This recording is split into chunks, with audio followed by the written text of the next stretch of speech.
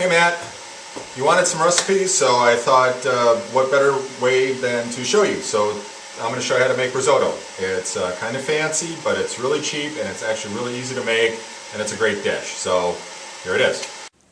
Okay Matt, stuff you're going to need. You need rice. I'm going to start with about a cup of rice. Now true risotto is made with a fancy Italian rice, but you know what, you can use any type of rice. It's not going to be as plump as a true risotto, but it turns out pretty darn good. One medium onion chopped up. This is about 4 cloves of garlic right about here. The cool thing about risotto is you can kind of throw anything into it. I like to throw some green pepper into it as well, so I usually have a couple pieces laying around, so there's some green pepper there. And then you need chicken stock, okay, chicken bouillon. You can buy it canned, it's kind of expensive, or you can just pick up the cubes, you know, put some boiling water in it. And the great thing about risotto too is that if you start off with chicken stock and you don't have enough to finish off, you can just use water at the end. So you can adjust this easily. You can use, you know, 1 cup, 2 cup, 3 cups of rice. You gotta have a big enough pan. But you can always just add more liquid to it and more seasoning as you see fit. Okay, so we're getting ready to cook here. I've just got a cast iron skillet. That's kind of all you need. Just need something big enough for the rice. Forgot to tell you, you need some butter. So I've got the skillet heated. You throw some butter, whoa, and some olive oil in there. Okay. Get that all nice and hot, and then you're going to take your pepper, your garlic, and your onion. Throw it all in there. You're going to saute this for about a minute, 2 minutes, until it starts getting brown. Okay, it's getting nice and brown. It smells really great. Now what we're going to do is throw the rice in. And we're just going to toss that a little bit. And we're going to get that coated with the butter and the oil, get the olive or the onion and the green pepper mixed in there.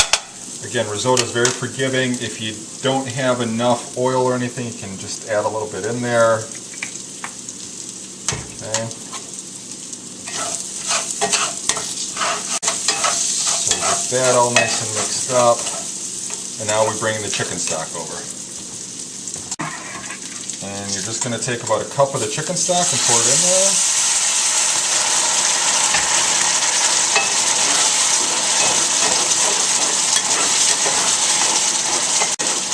So basically rice needs liquid to cook in, so what we're doing is instead of just putting it all in a pan and letting it go like you do normally with rice, we're going to be replenishing the liquid over time. So depending on how much rice you've got, risotto can take 15-20 minutes to 45 minutes depending on how much stuff you've got.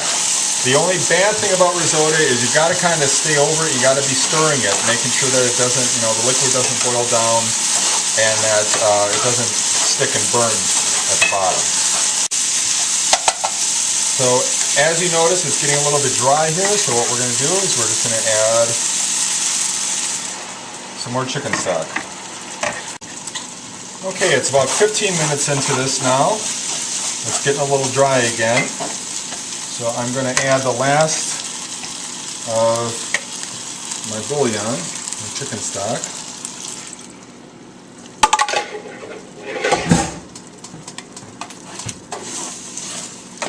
Now you can also make this with beef bouillon, and then actually if you make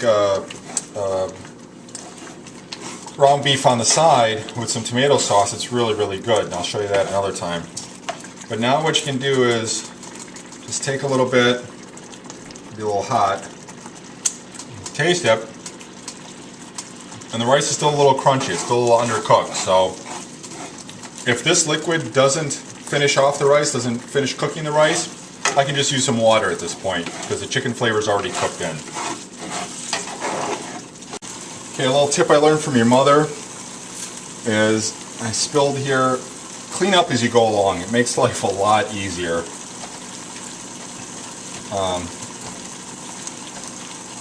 Rather than waiting till the end. So clean up as you go along. Okay, it's I don't know, about 18-20 minutes into all of this. Let's taste a little bit. Rice still a little crunchy. So I'm just going to add a little water to keep it cooking. But now, what's great about risotto is that you can kind of throw anything into here at the time, just before it's done cooking, any other cooked things. So, for example, I've got some frozen peas. I'm going to toss those in there at this point.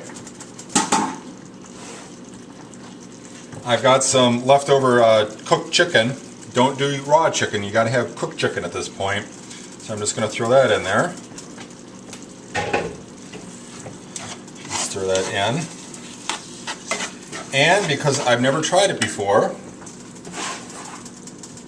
I've got some chopped spinach. I had some spinach leaves. I took the stems off, I rolled them up, I chopped them fine, and then chopped them long ways and then crossways. So I got some chopped spinach. I think that may turn out tasty. So just before it's done, the rice is just a little crunchy. And when you taste it, you'll know. I'm going to mix that all in there. And that's all going to cook it and warm it through.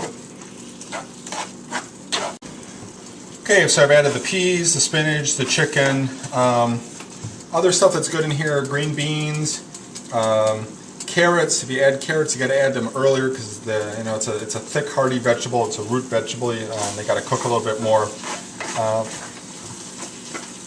Also, green beans go very good on the side. Grilled chicken breast goes really well on the side. So if you want to make this as a side dish. Otherwise, you can kind of throw everything in here, kind of make it a kitchen sink risotto, though we like to call it risotto primavera. That makes it sound really fancy. And again, we're just going to taste it. Rice is just about done. Now, if I hadn't had enough garlic cloves, I could add a little bit more garlic powder. Since I'm a bachelor here right now, I'll add some more garlic. Oregano is also very good for some flavoring. And of course salt. Kosher salt is actually the best. It really brings out the flavor. And just a handful here. That'll do it. Okay, so it's been about 20 minutes. I just checked the rice. It's getting nice and tender, so it's just about finished. Now, what we want to do to finish it off is add some cheese. Now, again, risotto is very forgiving. You can throw any kind of cheese in here. You can throw Parmesan, Romano. If you got some leftover mozzarella, you can chop that up. Heck, you could even do cheddar, whatever you want. Or, you know what, if you don't have cheese, you can actually skip the cheese. This is nice and creamy right now. The cheese just kind of makes it a nice little, gives it just a little more body to it. So I've got about a quarter cup here, just sprinkling that in. So a cup of rice, quarter cup of cheese is a good ratio. You know, you can add or subtract as much rice as you want. Okay, it's finishing up. The cheese is in there melting nice. You know, something I forgot to tell you, I'm cooking this in about medium heat right now. So you don't want it too hot because then it burns and bubbles too much. So medium heat will do nicely. Okay, so I've taken it out, I've plated it, I put it in the bowl. I'm just going to add a little cheese to top it off. I'm going to drink some wine with it, which you can't do until you're 21 in a few more weeks.